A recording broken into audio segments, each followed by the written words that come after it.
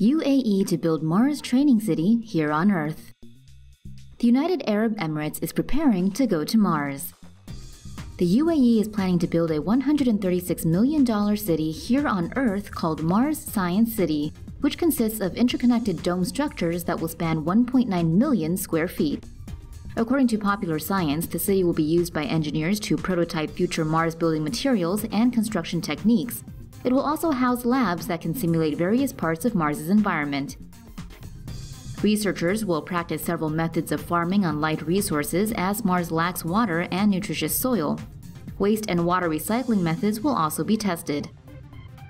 With Mars radiation being stronger than on Earth, the domes will be used to test material that can block solar radiation.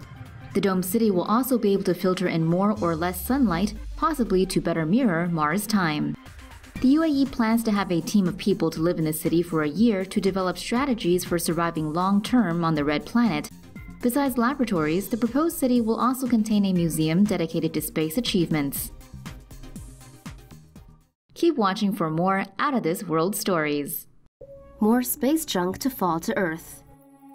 There's a whole lot of junk about to enter Earth's atmospheric trunk. According to Space.com, the rocket body of an Indian Polar Satellite Launch Vehicle is expected to fall to Earth around April 3rd. It weighs 907 kilograms. Part of a European Space Agency satellite is also expected to drop to Earth on the same day. Fortune reports that Kazakh spacecrafts Flock 2E3 and 2E6 are expected to plummet to Earth on Wednesday and on Friday this week. Popular Science reports that 200 parts of space debris fell to Earth in 2014 and 400 fell in 2016. Most land in the Pacific Ocean. The only person known to have been hit by falling debris is Lottie Williams. She was walking in a park in Tulsa, Oklahoma in 1997 when she was struck by a 6-inch chunk of metal traveling at a low speed from behind. Scientists believe it came from a NASA second-stage Delta rocket. Private companies drive new space race at NASA.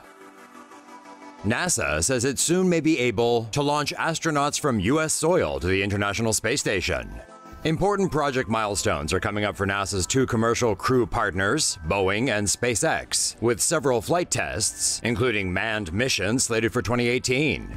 Boeing is working on the CST-100 Starliner. The spacecraft can seat up to 7 and is meant to send astronauts to the space station. 3 Starliners are currently in production, with one set to carry astronauts next year. The pressurized vessel can be reused 10 times. SpaceX, which has flown cargo missions to the ISS with its Dragon spacecraft, plans to use the Dragon 2 to send astronauts to space. The Dragon 2 is the latest version of SpaceX's capsule model. It's designed to seat 7 astronauts. Boeing and SpaceX must show that both of their systems are ready to start regular flights to the space station in order to meet NASA's requirements. SpaceX has its first test flight set for February, while Boeing's launch is planned for June. Scientists hope to launch interstellar fleet of laser-propelled spacecraft. A hit team of renowned scientists, Silicon Valley elites, and a billionaire businessman have come together to launch a fleet of postage stamp-sized interstellar spacecraft.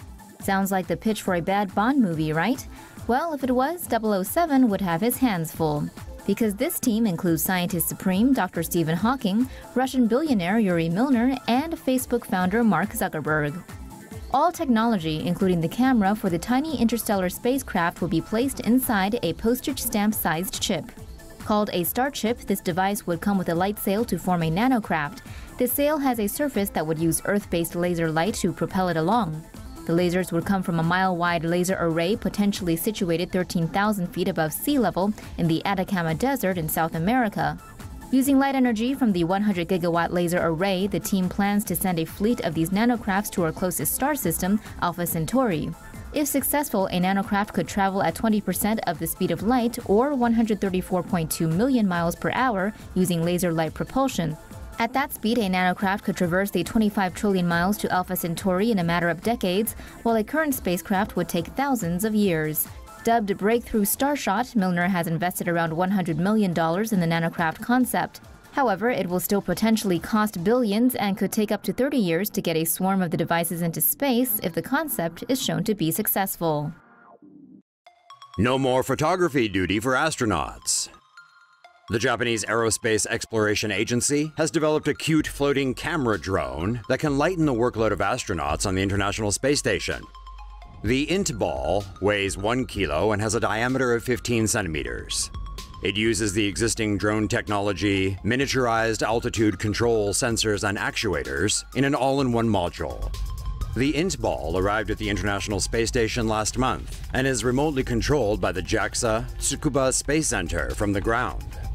In the future, the INT ball is expected to take over photography duties from the space crew and will be able to operate autonomously.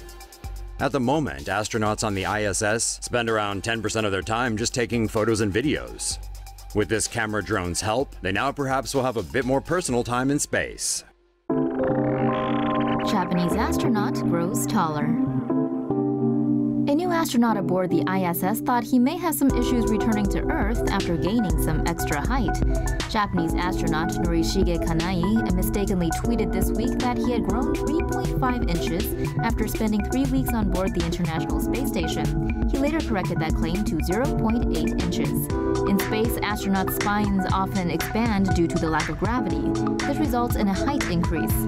Height returns to normal after the astronaut returns to Earth. Astronauts can also experience a loss of bone minerals and muscle mass. Kanai was worried that he might not be able to fit into his return craft, a Russian Soyuz, after thinking he had grown over a quarter foot, but now he should be just fine. NASA wants a space station near the moon. A moon station? Yeah, why not? NASA says it plans to build a station for astronauts orbiting the moon. The project is called the Lunar Orbital Platform Gateway. NASA's 2019 fiscal year budget request calls for launching the first element, the Power and Propulsion Module, into space in 2022. 2 additional launches by 2025 to add habitation, logistics, and airlock functions would complete the station. The gateway would be put in a near rectilinear halo orbit, an orbit in cislunar space that could be used as a staging area for future missions. The platform's position would let astronauts control telerobots on the moon's surface that could be used to explore craters as well as carry out other experiments. Maybe we should try a moon landing. That's never been done before.